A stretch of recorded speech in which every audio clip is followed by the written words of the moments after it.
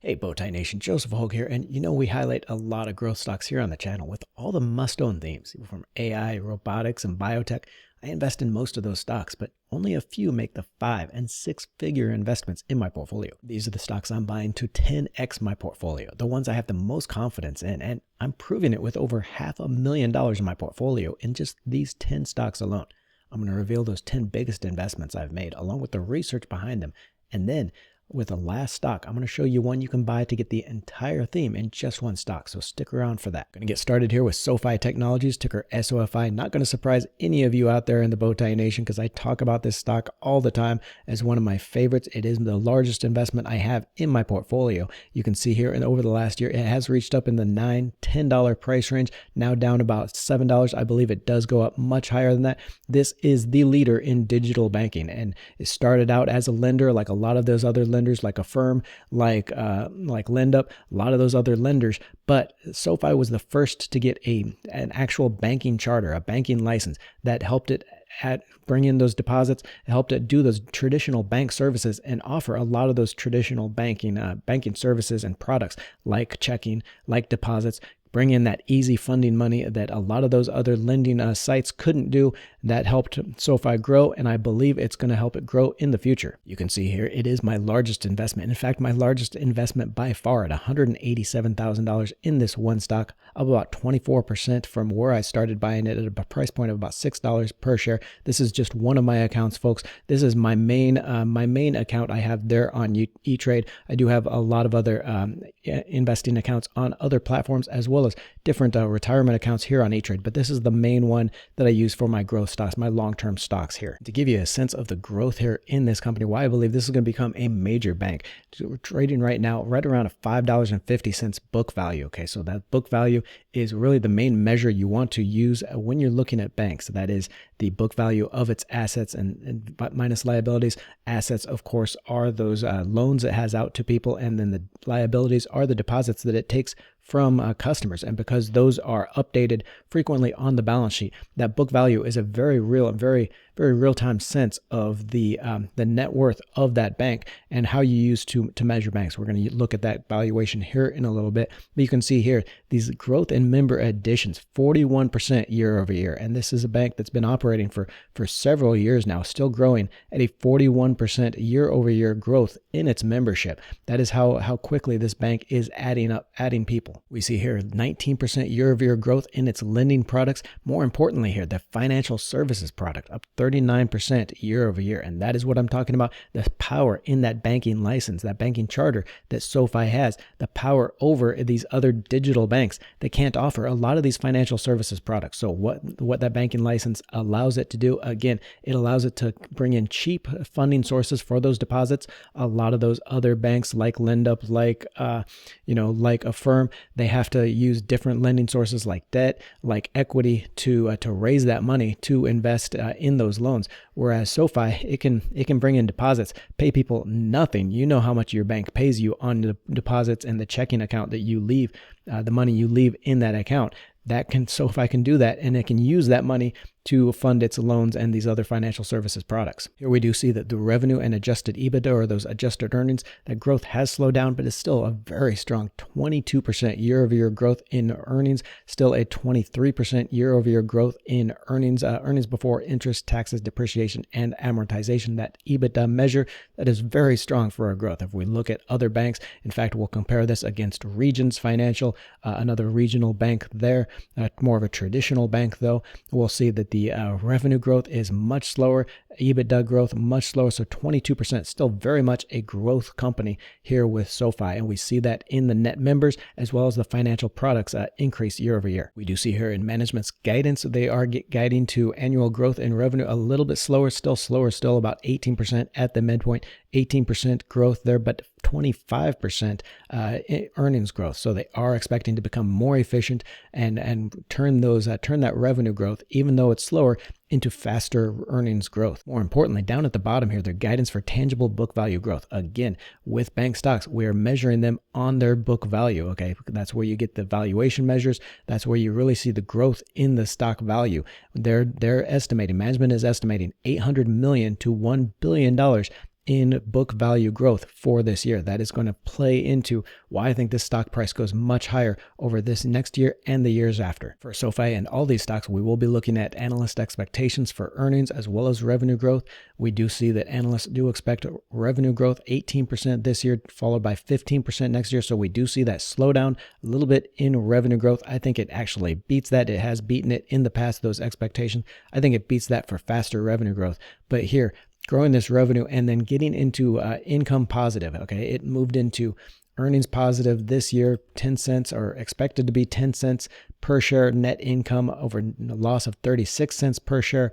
Last year, here you see this, last year was minus 36 cents per share earnings loss. Here it is 10 cents positive this year and 26 cents expected next year. So that is a very strong earnings growth as this company moves into, even though it's slower revenue growth, into very, very much more efficient and very much higher earnings growth there. Let's look at the valuation on SoFi Technologies, and this is where you're going to see why I think this stock is terrifically undervalued. We can compare this against other stocks. We do see here, if we go to the statistics tab on Yahoo Finance, we can see the current book value per share down here about $5.54. Again, that is, we use the book value per share on banks because they put their loans and their deposits on their balance sheet, value those at current market values. So we do see a very real-time idea of their loans and their deposits, their assets there on the book value, and we can use that to value the stocks, bank stocks. We do see that the price to book, so the price of the shares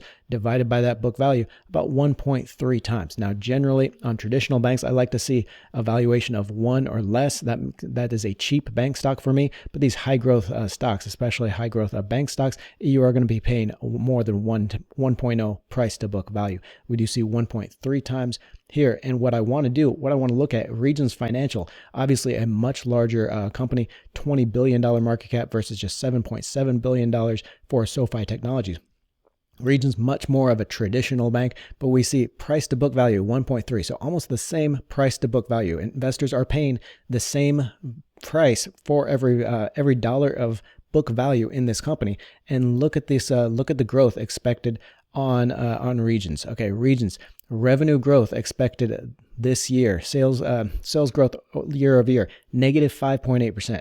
Regions is expected to see their revenue drop almost 6% over this year, only grow 4% next year. Okay, and then we see the earnings growth. Earnings are expected to fall this year, $1.95 per share versus $2.20 last year, to rebound a little bit to $2.20, but basically no earnings growth from last year, $2.20 a share, to $2.21 next year. No earnings growth on that company. And yet we do see that investors are still paying 1.33, actually more for this stock versus SoFi Technologies. So you see with that growth in earnings, with that growth in membership, financial products, SoFi is terrifically underpriced at this point. I will share analyst price targets for each of these stocks. Understand these are 1-year price targets for these stocks, for these 10x growth stocks that I'm holding.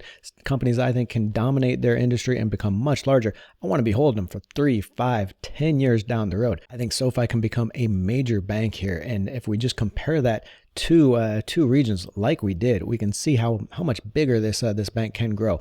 If we look at Regions Financial, right now has a book value per share of $17. $17 book value per share for that. If SoFi grows to $17 a share book value, and we saw how it's adding up to $1 billion in book value just this year, or expected to. If we want to see what that would be per share, if we want to look at share statistics, shares outstanding, about $1 billion or 1 billion shares outstanding. We see this right here, shares outstanding, 1 billion shares. If it grows book value by $1 billion over this year, that's growing by a dollar book value. So $5.54. So it's growing book value by about 20%, about 18% a year. So if SoFi can grow anything like to the point of, or to the size of Regions Financial at 17 times book value and keep that 1.3 times price to book value per share, We got something like $17 book value times 1.3. That is a $22 share price against $7 currently. You see why I think SoFi is terrifically undervalued right here. We can compare it to a lot of these other traditional banks that have nothing like the revenue growth SoFi has, and we see that SoFi is undervalued here and should go much higher into the future. But just looking at those one-year targets from analysts, we do have 15 analysts ranking the stock here. Average price target of $8.27, only about 10% upside from where it is now. $12 would be a 60% upside to the high target. Low target of $4. We do see some pessimism in the analyst community for this stock, but I don't know what they're looking at, because everything I'm looking at with that growth in membership, growth in financial services, growth in revenue and valuation compared to other bank stocks, this is the bank stock to own. Next biggest holding here, CrowdStrike Holdings, ticker CRWD. Obviously had some trouble recently. I picked up more shares, added to my position because this is one of the best cybersecurity companies and really the best theme that I'm watching over the next 5 years. Really, we're looking at the big picture for these cybersecurity stocks as why a big part of my portfolio is on this, and three cybersecurity stocks are going to be on this list because that growth is already there. The 20-fold increase in the number of malicious programs just over the last 10 years, folks, and it cost in the tens of millions to recover from each cyber attack. A research by IBM of more than 500 cyber attacks shows the average a company spends to recover after that attack, with healthcare the top target, and companies spending over $10 million just each time their system is compromised. That's lifted cybersecurity budgets to over 10% of their overall tech budgets from just 8.6% 3 years ago. So very much a focus on cybersecurity within companies here. That advent of AI is going to bring another wave of threats, boosting the need for this protection. We're going to compare this across a lot of the other cybersecurity companies, including the other three on this list, but CrowdStrike has a really interesting threat intelligence capability, and it's leading here in the software's ability to work on that multi-tenant basis across many endpoints, including the Internet of Things appliances. You can see it is my second largest position here, just over $77,000. It is down about 6.6% from where I started buying it. I have dollar cost averages down as it hits those problems that we'll talk about, that outage here over the last couple of months, but just down 6.6%. And I think this one goes back up to that 350, 400 within the next couple of years. And to give you an idea of how I'm picking these stocks, this level of analysis I'm going through with these, I put together a spreadsheet for the cybersecurity stock. You're going to be doing this on any stock in any industry you look at. But I just did this for cybersecurity right now. Again, it is one of my favorite themes over the next 5, even 10 years for growth. You're going to see a lot of money go into these stocks. So I think that's going to mean a lot of these stocks, even the worst in the group, is going to do very well just on that higher tide, that rising tide lifting all boats here. So we're going to talk through this growth for each stock, some of the things I'm looking at in it, but you're going to want to do this for any stock you buy. First, within this, I just took these top 6 cybersecurity firms. So the largest 6 cybersecurity firms, obviously in this global cybersecurity market, much larger than this, but I wanted to see of these 6, which ones really control the market, how much percentage market share they have each. So of this $25.7 billion. Now, I have seen estimates for the global cybersecurity market at somewhere around $50 to $60 billion. So this would be about half of it. But just 6 companies control about half of the global cybersecurity market. So very important to see which ones are leading, which ones are dominant with those and getting the most revenue. So I took that. I found 35%. Palo Alto Networks is 35% of the market within these among these six leaders right here. So very important. Any company that is able to dominate the leaders in its space. We also see Fortinet 22%. So what you're going to see here in these fundamentals, I highlighted the best, the outliers really in green here. It really can kind of give you a visual sense of who is leading in a lot of these fundamentals that I'm looking at.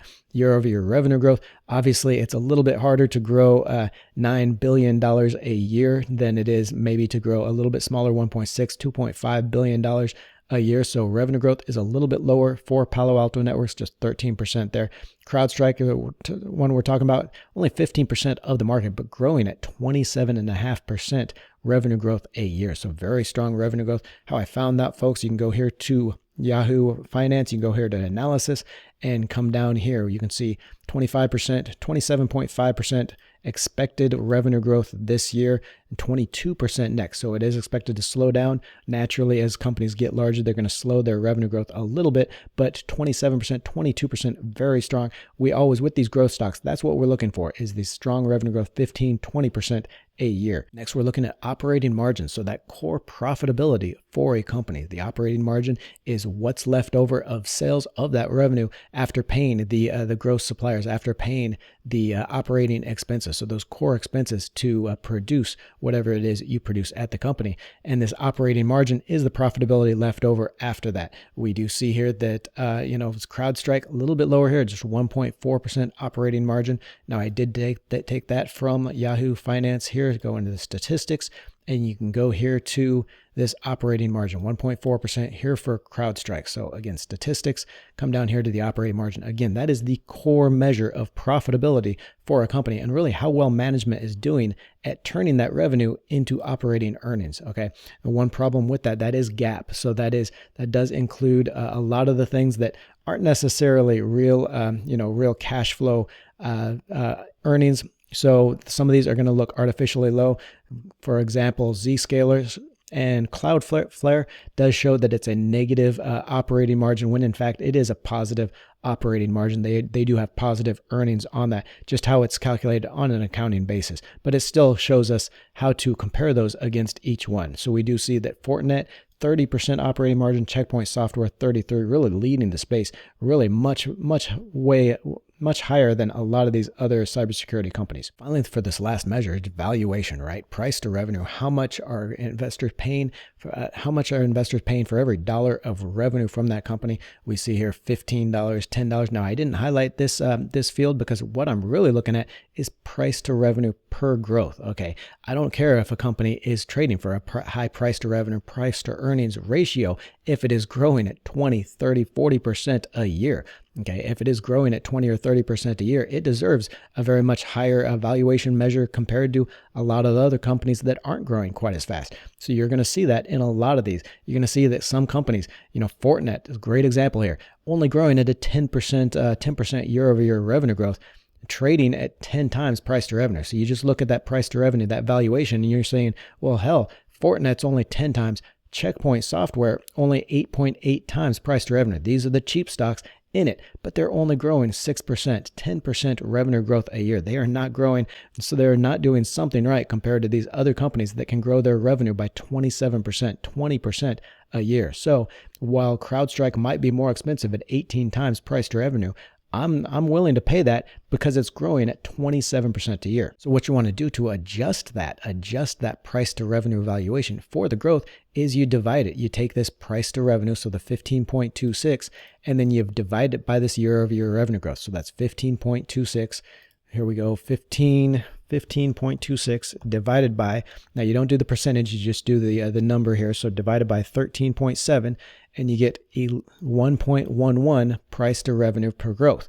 Okay, so that's 1.11. And again, I highlighted the cheapest in those price to revenue growth. So if you want to look for cheap stocks, don't do it just by the price to revenue or the price to earnings. Do it adjusted for growth as well. And what we do see here is that CrowdStrike and Zscaler, after it fell after the earnings report, is actually the cheapest among cybersecurity companies. Probably why I picked up more shares, huh? So picked up more shares of Zscaler because it is the cheapest cybersecurity stock right now and still has great growth, 20% a year growing revenue. So we got CrowdStrike, Zscaler, and Cloudflare there as the cheapest among those groups. Now, of course, the big news for CrowdStrike over the last couple of months was that ginormous outage that they had. A software update by the company caused a lot of computers, especially travel computers at the airlines, Microsoft to go down. Probably the biggest outage in history, they're calling it. So of course, a lot of customers, that growth might be in question, that revenue growth might be in question as they have to give incentives to their customers to come back and not leave the company. So we want to analyze how bad that's going to be, see if maybe the market even overreacted to that, which actually I think they do. So we did see that CrowdStrike cut its guidance in the wake of that outage that hit millions of people there. We can read through this, and right now they're saying that the reduced guidance is due to more to $60 million in incentives it's providing related to what it's calling customer commitment packages. So basically right here, what CrowdStrike is now saying, because of that because of that outage, it is paying $60 million in incentives for customers to come back, to stay with the company. We can see here that in July, that bug did in the software update did knock 8.5 million computers offline, delaying a lot of the flights there, especially with Microsoft users there. But if we think about this, 60 million worth of deals, and I'm sure that number is going to be much higher. Some of the lost revenue they take, as well as the other incentives they're going to have to offer. But $60 million, even if we jump that up to 100 million, if we look at the change in the market cap of this stock and the change in the in the revenue and that kind of thing, I think the market way overreacted to this. And you can see that kind of in the share price that has come back up from right around $200 a share when that outage did happen. We can look at here, it fell down to about $217 per share. It is now back up to $245 even after coming down over the last few days. But if we look at that, this market cap, the market value of those shares before that outage was right around $100 billion, $90 billion, that market cap. $30 billion in value have been taken off of that company because of the outage. So what you want to do, you want to apply that to the price to revenue, is to see, okay, is the company really going to lose that much in revenue, that much in earnings? So if we look at this, we are trading, use this year's earnings right around $3.9 billion, or revenue right around $3.9 billion. They're saying the revenue is going to make this year. So we can see if we do the math here, it was trading right around $392 a share, or $90 billion revenue. So 90 billion divided by that 3.9, that was about 23 times on a price to revenue basis. Now, if this is a $60 billion company, okay, so that was that $90 billion market cap it was trading at before the outage, trading at 23 times price to revenue, okay, 23 times. Now it's 60 billion. So 60 billion divided by 23. Now the market is estimating that it's only going to do $2.6 billion in revenue, $2.6 billion on those valuations. So if it stays at the same valuation, 23 times price to revenue, this $60 billion market cap, we can back into the estimate that the market is thinking that it's going to do in revenue. So basically 2.6 billion from 3.9, $1.3 billion in lost sales. So there is no way CrowdStrike is going to lose $1.3 billion in lost sales because of that outage. Okay, they've analyzed the commitments they're going to offer at just $60 million. That probably goes up maybe 100 million, maybe even 200 million. Plus maybe they have to pay, in settlements, court settlements to Delta or whoever wants to sue them for this, maybe another couple of $100 million. It is not going to cost $1.3 billion, on lost sales for this company. So we could do that for earnings. We could do that for a lot of the analysis here, but it's obvious that the market way overreacted to that outage on CrowdStrike shares. If we look here at analyst estimates, the analysts agree. The average analyst price target of $325 be a 28% upside from here. And again, this is just over the next year. I think just besides the fact that the price gets back to a normal valuation when we do see how much that outage actually cost the company, I think the price goes up when we see that the outage didn't cost the company quite as much as we thought. Maybe not up to this $420 or that 65% upside, but it definitely comes up when we see that outage doesn't really cost quite as much as the market is fearing. But then over the next few years, over the next 5, even 10 years, as those cybersecurity budgets at companies grow and more of that goes into CrowdStrike, I think you see the shares much higher than this. We're just getting started on our list of stocks to buy, but there's another group of stocks I'm buying. And in fact, I call these my forever stocks because I don't even have to research them anymore. I just let them run higher, and the proof is in the returns, with the group up an average 94% last year alone. And one of the picks up 100% last year. and 125% already this year. I'll leave a link to the report on those stocks in the video description below. That report is totally free. You're going to see the first stock immediately, and they're going to email you the full report with the other stocks. It's an easy way to support the Let's Talk Money community and see some of my favorite stocks to buy. So look for that link in the description. Next company here, the Trade Desk, ticker TTD. You can see here it done very well over the last 5 years. I think it does just as well or even better. This company is dominating online ad spending. This is going to be a huge year for ad spending. Obviously, with the elections, they've got a new buyback program that is raising that earnings per share and putting more money back to investors. And all this is coming from that growth. You can see here the gross spend through its platform up 24% by advertisers there, 23% revenue growth. Obviously, this revenue growth has slowed down as the company has grown bigger. You're going to see that in any growth stock, but still 23% revenue growth year over year. That is, again, what you want to see with these long-term growth stocks that you're buying. 15% at least, but 15, 20, 30% revenue growth each year. They're going to grow into these valuations and then grow beyond that. And I think we're going to continue to see that growth, and Trade Desk is going to get a big part of that. We can see here in the total addressable market here that the company is estimating. We see a $900 billion total global ad spending.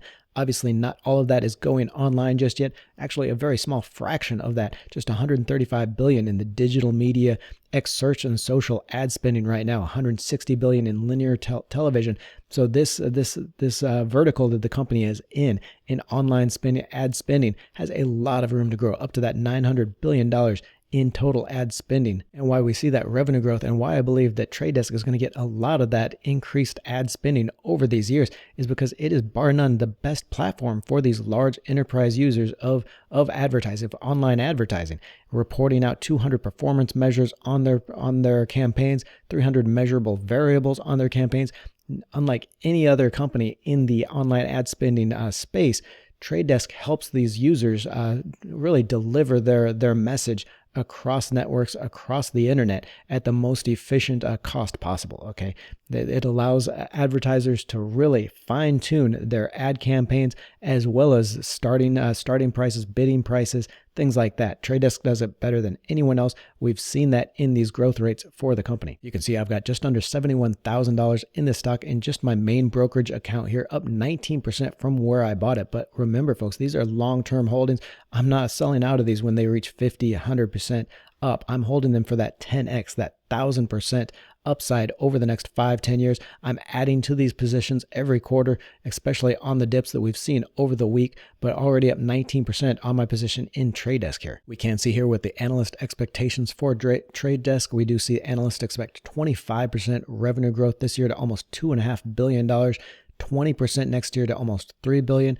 I believe it continues. Obviously, it's going to continue to slow marginally here, but I believe we still see 18 to 20% revenue growth over the next years, especially as more money flows into the online ad spending category from that $900 billion total addressable market. You can see here that earnings are positive for this company. It's what I like about a lot of these 10x stocks that I'm going to show you today. They are positive earnings, so you don't have to worry too much about, the penny stocks we follow on the channel with negative earnings, negative cash flow. These are already cash flow positive, already earnings positive, so a lot less risk than some of the penny stocks that we look at here typically. Now, because Trade Desk has done so well on its price over the last month, even over the last 5 years, then analysts are a little bit more pessimistic that it can keep growing at least over the next year on these higher valuations.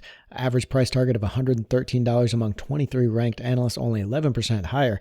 Low target of 44% downside, $57 per share. I think that that analyst is smoking crack or something, because there is no way that Trade Desk falls to $57 a share, not on that kind of growth rate. If it does fall $85, $80 per share, I am backing up the truck and loading up more of this stock. But again, I am adding to it every quarter, marginally every quarter on all of these stocks. There's another stock all you out there in the nation probably tired of hearing me talk about, because I do talk about it quite a bit. SoundHound AI, ticker SOUN. It's one of the leaders in voice assistants. I believe one of the best AI stocks right now. It is a $1.8 billion, $1.5 billion market cap right now. My largest AI holding, and a leader in that conversational AI to businesses that can be used to build AI assistants in more than 25 languages.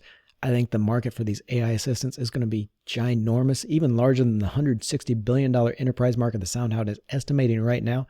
The company got a vote of confidence in February when it reported NVIDIA had invested $3.7 million in the company and is providing hardware for it. The shares popped another 50% on a single day. Here you see the news here when it reported the company's voice assistant would be used across Alfa Romeo and Citroen vehicles in Europe. They've since expanded that partnership, so they are putting their voice assistant in cars across Europe. I believe that really notes a leadership in the voice assistant space. Some other good news we saw recently, SoundHound AI acquires Amelia, expanding its scale and really reaching into new verticals. This is the important part of there.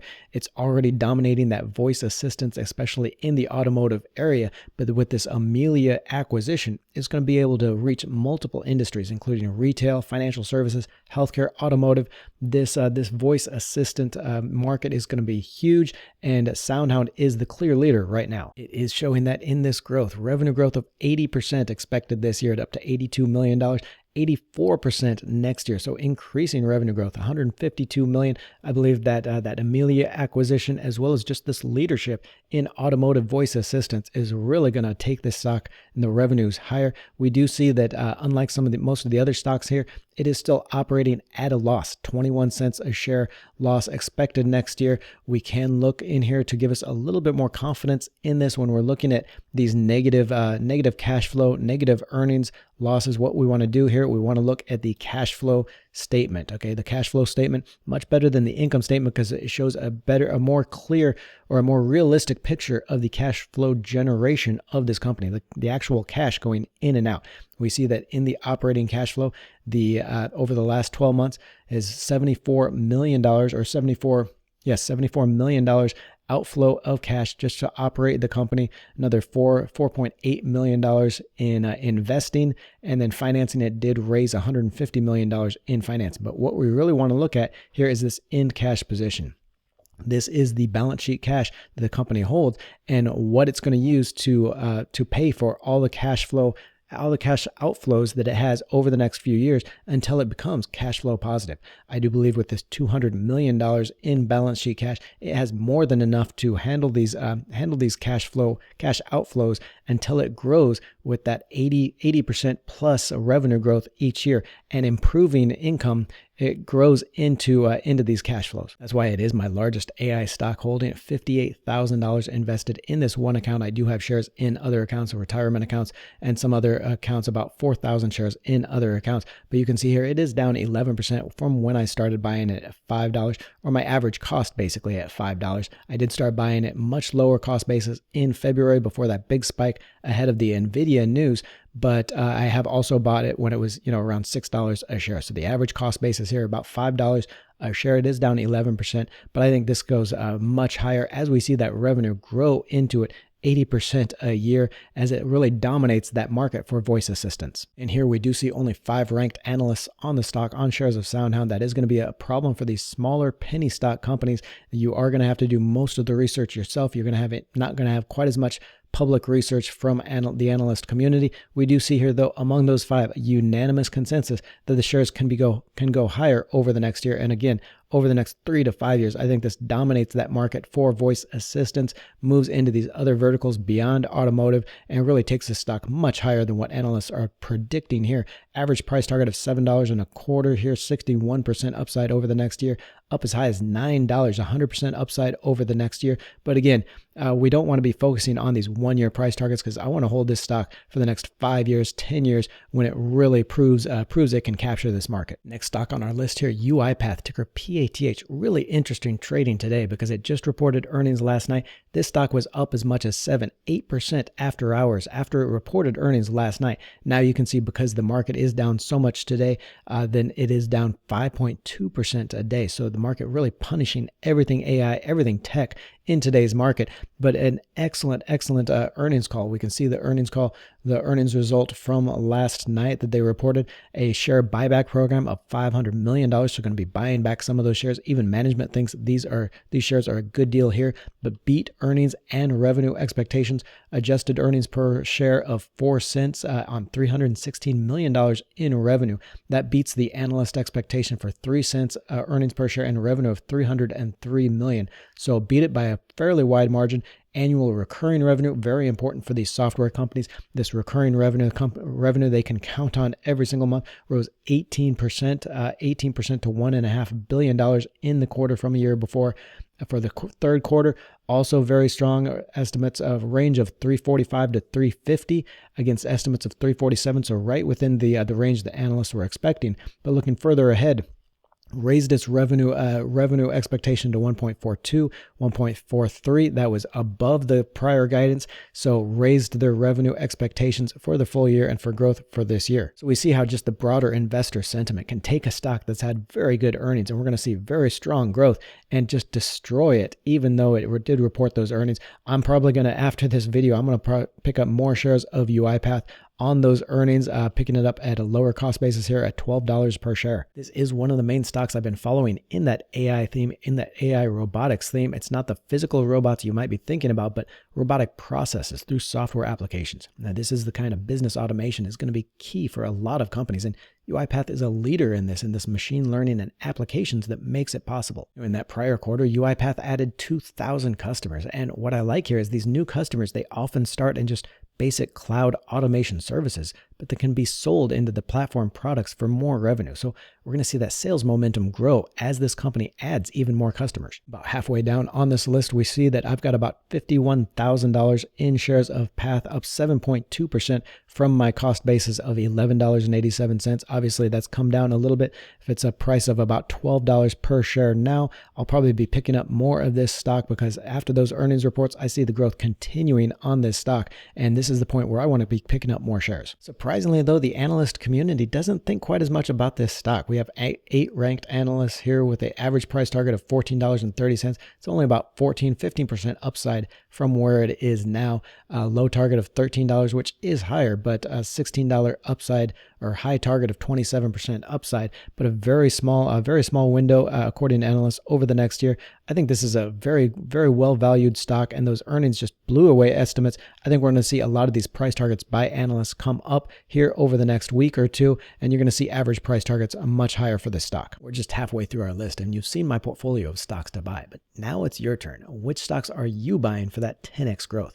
Let us know in the comments below. What stocks should we be watching and why? Okay, don't forget that part. Show us what you've looked into these, the research that you've done, and what we should be seeing too. Another stock getting slammed as I record this, but a buying opportunity for new investors. Shopify Inc., ticker SOHP. Shopify is the leader in e-commerce websites. Okay, it's a merchant platform that allows people and companies to sell things from their own website. Obviously, Amazon dominates e-commerce from its own website, from Amazon.com.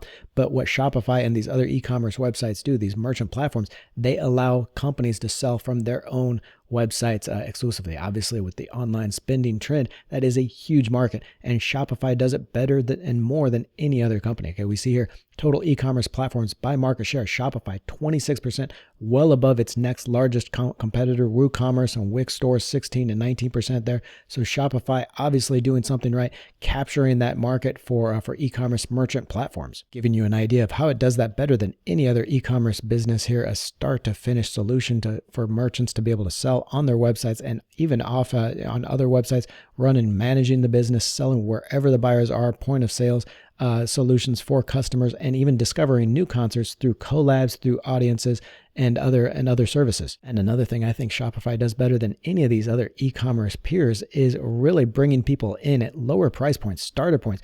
People with their own very small website, starter plans of just $5 a month, all the way up into their Shopify Plus, as well as large enterprise models that can cost into the thousands of dollars a month to buy or to sell on the websites. But very easy for anybody to start a website, hook up with Shopify, and be able to sell things on their own website, starting at $39 a month for a lot of these top tier solutions to sell on a website. And folks, the underlying theme here in these stocks, any 10x stocks you look at for your portfolio, is the growth potential in the market and then their capture of that market. Okay, we already saw how Shopify is dominating that e-commerce theme with 26% of that merchant solution market share. So dominating that market. Now we want to look and see if that market has the growth potential, that broader growth in the market, to really support that the stock as well. And we see that here in this slide. the e-commerce penetration of total retail sales. Okay, so e-commerce, even in North America, which is this light green line up here at the top, highest penetration of any market here in North America, still only 15% of total retail sales. Okay, so only 15% of all retail spending is done online. And that is growing. Obviously, you see that from 2013. So over the last 10 years, grown from 5% up to 15%, 3x growth there. Over the next 10 years, it might be another 2 times growth, up to 30% or so. So what we're looking at here is huge growth in the overall market, in that broader market of e-commerce sales. And we're looking at the dominant leader, Shopify, that is going to take a majority of that growth in its own revenues. And the numbers here could be staggering, just within subscription services, payments, other merchant services, offline payments. The company is estimating up to $849 billion total addressable market, and $400 billion just in their core geographies, just in the geographies where Shopify is working right now. They capture just a percentage, a fraction of that market. It's going to continue to take revenues higher. We see that growth theme. If we look here at the analysis tab, these revenue and earnings estimates over the next couple of years, we see 21% earning or revenue growth expected this year, 20% over the next year. So that growing at that 20% clip every single year, we see 78% earnings growth over the next 2 years. Okay, from a dollar per share in earnings last year to $1.78 next year, expected next year. 78% 2-year earnings growth. That is a very strong earnings growth. That is why I think, as the market expands further into e-commerce sales, as Shopify continues to take more of that market, growing and using those economies of scale and just that reputation for being the dominant market leader in e-commerce merchant solutions, is going to take a greater part of that growing market and is going to continue to grow revenues at that speed. Here you can see I've got about $49,000 in the shares, about 700 shares, up 19% already, obviously down a little bit with today's sell-off, but up 19% already. This is one I'm going to be adding strongly on any dips, because just that broader growth in e-commerce. We have seen e-commerce, the percentage of retail sales triple over the last 10 years. It is going to continue to grow. Again, Shopify is going to continue to take a majority of that growth and dominate the market. And I believe, of course, along with these other stocks, this is a very strong candidate for a 10x return over the next 5 or 10 years. We do see 33 analysts with price targets on the shares, but only an average price target of $77. That's only about 10%, a little bit more higher than the current price high target of $90, but a low target of $50. But then again, what do analysts know, folks? A lot of the analysts I know couldn't predict the weather if they were standing outside. So this isn't necessarily something to go on. You just want to look for these analysts, see what they're saying about the stock, whether you agree with it, whether you disagree with it. But again, we're looking for much longer holding periods, 3, 5, 10 years down the road. I think these stocks are going to be much higher. Some really interesting trading in Palantir Technologies today. Ticker PLTR, only down 0.9%, so less than 1% down today, when the rest of the market, the broader market, those tech stocks in the NASDAQ, down 2.5%. So we're seeing some real strength here in Palantir, down less than half of what the market is down. I think that shows real investor sentiment in the stock. Okay, that investor sentiment, obviously the big driver for a stock price over shorter periods, 3 months to a year. That investor sentiment, what investors are willing to pay for a stock and what they think about it, really the guiding force for prices. So not necessarily what we're looking at with today's stocks and longer term investing on that growth and the growth in the business, but still a very strong factor for Palantir that investor sentiment is so strong. Of course, Palantir, the leader in data analysis and AI software, started out more as a government contractor. We do see 24% year-over-year growth in government revenue, but really the growth driver for the stock and where it's moved into this commercial revenue, commercial applications, data analysis, and AI software for enterprise users, up 55% revenue year over year to $159 million. It's still the smaller part of the revenue, but growing much faster, and I believe the much bigger opportunity for the stock. Obviously, 24% year-over-year revenue growth, still very strong in that government revenue space, but the commercial revenue, that's where you're going to see the real growth from Palantir here in the next few years, and I think going to really take the stock higher. One way I used to always look at these stocks as a venture capital analyst, especially these software as a service stocks, you always looked at the rule of 40. Now this is measured in different ways, but basically you're looking at the revenue growth plus EBITDA margin growth. So profitability growth, some companies use the operating margin, which I know Palantir does here, but you're looking at any company that can beat 40% on their revenue growth plus operating growth, that is a company to own. That is the company, those are the startups in the software as a service space that we wanted to own as venture capital partners in our firm. And here it says venture cap or 64% revenue plus operating margin growth for Palantir. And we can see this in this next slide that it shows the breakdown of this. So they're using this for this rule of 40. Again, we usually used EBITDA margin for our measure, but they're using the adjusted operating margin, which is another very good profitability metric to follow. But they're showing revenue growth year over year, adjusted operating margin, adding those up to get that rule of 40. And again, any company that can add those two up and get over 40, a very strong growth stock. But we see Palantir does even better, 64% here in this most recent quarter, 27% revenue growth over company-wide, 37% operating margin for a 64% combination of those two. Looking at overall growth here, we do see the market expects 24% overall revenue growth this year to 2.76 billion, 21% next year, so slightly slower.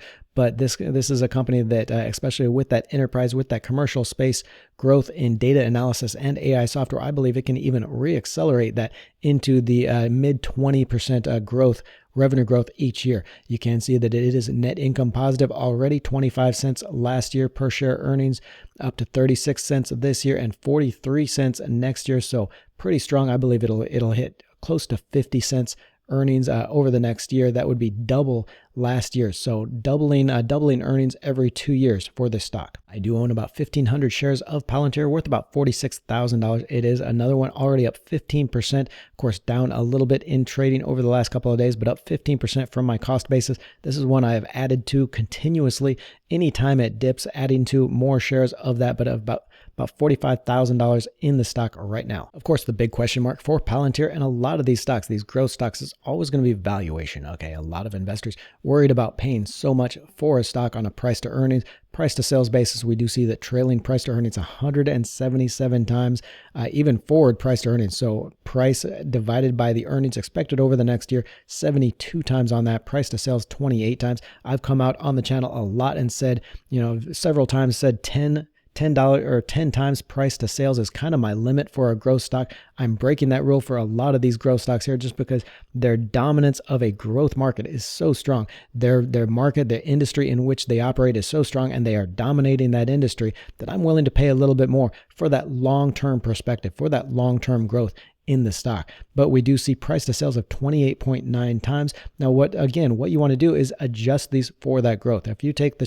sales growth of 20% a year, you divide that 28.9 divided by 20, it gives you a 1.4 times price to sales to growth. Now that is still a little bit higher than I would like to see in some stocks. It's still quite a bit higher than a lot of those cybersecurity stocks that we were talking about earlier, but I think it does adjust for that growth and brings it into perspective a little bit better. And of course, that valuation is what a lot of these analysts are looking at. 14 ranked analysts on shares of Palantir, average price target of $25 a share, a 16% downside. So a lot of these analysts looking at those high valuations, looking at maybe a market that they think is already expensive and coming down and putting a pretty low price target. Though if shares of Palantir ever fall down to $9, this low target, I am putting pretty much my entire portfolio in it because that would be a steal at that price. And this is a stock that's going to see $30, $40, $60, $100 per share over the next several years. Snowflake Inc., ticker SNOW, I think the perfect example of what is wrong with the market right now. Investor expectations just getting out way ahead of themselves, even after a very strong earnings report, very strong growth reported in its prior quarter earnings. The stock dropped like a rock. That's when I started buying shares here because I think that growth is going to continue. I think the market for its data analysis, data management tools is very strong, is growing, and I think Snow is doing a great job here in its industry. Again, Snowflake offering an all-in-one package for data analysis and management, really the starting point for a lot of what we're seeing in AI software and a lot of the other revolutionary technologies is they have to be able to analyze and manage that data that they have. And that's what Snowflake does. I think it does it better than many other companies out there, and it's showing it in its growth. You see that here in 38% year-over-year growth through the fiscal year 2024 annual product revenue, quarterly product revenue up 30% just recently here. That is outstanding growth. So you can see here kind of the disconnect between what the share has done over the past couple of months, falling because investors were just expecting too much from this company,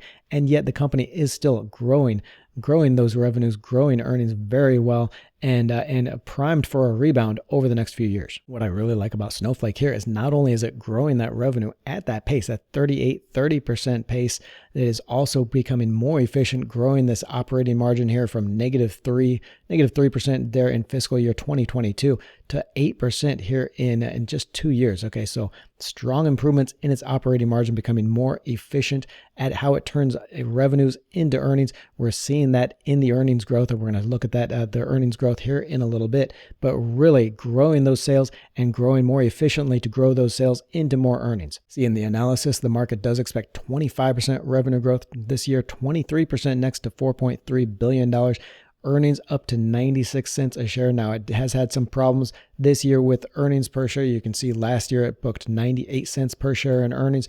This year, a little bit more spending, a little bit more expenditures. So earnings did fall to 62 cents, but it is on a rebound path to 96 cents a share. And with that revenue growth, with that improvement in operating margin and profitability, it's gonna grow those earnings pretty quickly. You can see here I've got 400 shares of Snowflake, just over $44,000 in the stock in this one main brokerage account, down about 6.5%. I did start buying it there after that big drop after earnings. It has come down a little bit since then, but still a very good price point. I like this stock. I'm buying it on any significant dips and then adding each quarter just as I add more to any of these stocks that I'm going to be holding long term. We do see more favorable consensus from analysts here for shares of Snowflake. 33 ranked analysts covering the stock with an average target of $169.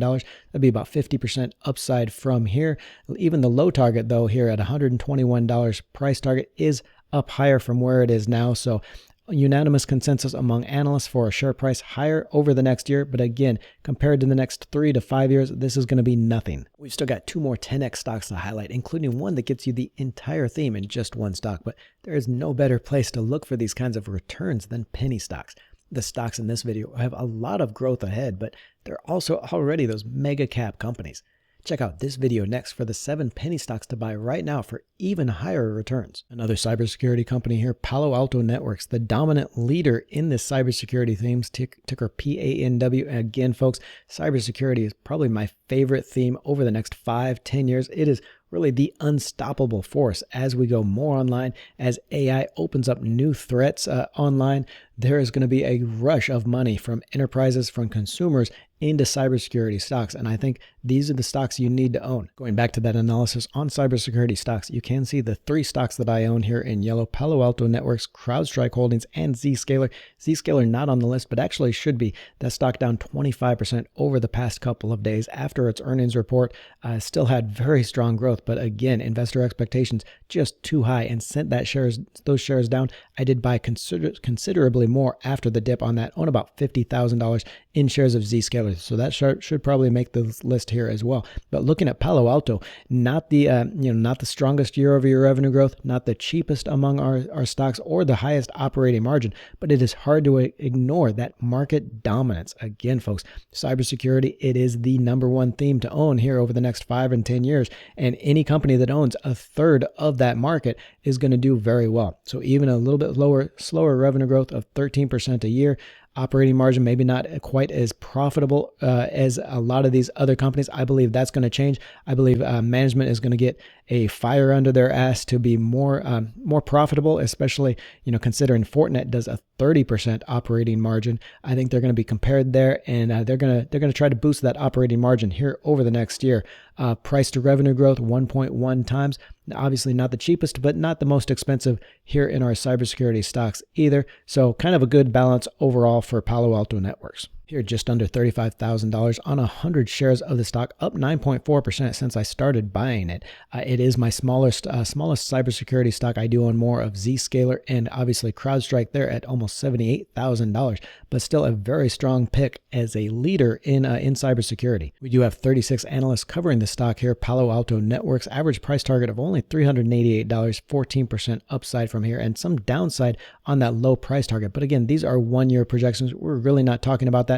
What I want you to do, I want you to look for these analysts covering this stock, see what they're saying, see what you agree with, see maybe the pros and the cons, the bulls and the bears, and go from there. Because I think these cybersecurity stocks are the stocks to own. We've seen the growth in cybersecurity spending, as well as Palo Alto's dominance there in the theme, and I think that's going to carry it through over these next years. And now for our overall pick, a stock that gets you this broader growth tech theme in one ETF, the iShares Expanded Tech Sector ETF, ticker IGM. This ETF is going to give you that broad exposure across the technology sector and technology-related companies in the communication services and consumer discretionary. And there's a reason why I like that ETF, the IGM, better than the NASDAQ 100 QQQ, the Invesco QQQ Trust, okay? So this QQQ, this is the one you're probably more familiar with. This company holds the 100 largest non-financial companies, mostly tech companies, but it also does have a lot of decidedly non-tech stuff. So if we look here into the ETF pages, we can see these holdings in here. This IGM holds 281 companies, all of them tech and technology related. So you're going to see a lot of this technology and the growth theme that we're talking about in this video. If you look at the holdings here in the QQQ, you see, again, a lot of decidedly non-tech, non-growth companies like Costco Wholesale Corporation. Okay, Costco, almost 3% of the QQQ. You've also got Pepsi in here. PepsiCo, 1.7% of that fund in PepsiCo. Lind PLC. You've got, what other ones in here? You've got a lot of non-tech, non-growth. Comcast Corporation. Okay, not much growth there at Comcast, but it is in that QQQ trust. That is why I like this. I like this IGM better because it gives you a more focused exposure on technology and technology-related growth. And if you look at the returns on these, you're going to see that returns on comparison. Okay, if you compare the iShares Expanded Tech Sector ETF, this IGM that's here in green over the last 5 years versus the QQQ, that NASDAQ index of stocks, 152% over the last 5 years for the IGM versus 106% for the QQQ. That is still very strong growth, very good returns for the QQQ, for that NASDAQ index of stocks. But if you're looking for this kind of growth that we're looking at in these tech stocks and this tech-related growth stocks, you're going to want to be in a more focused play like the IGM. Get your free report and see the stocks I'm buying for the next 30 years, my forever stocks, only with the link in the description below. Or click on the video to the right for the 7 penny stocks for even higher returns, combining the upside of AI and penny stocks. Don't forget to join the Let's Talk Money community by tapping that subscribe button and clicking the bell notification.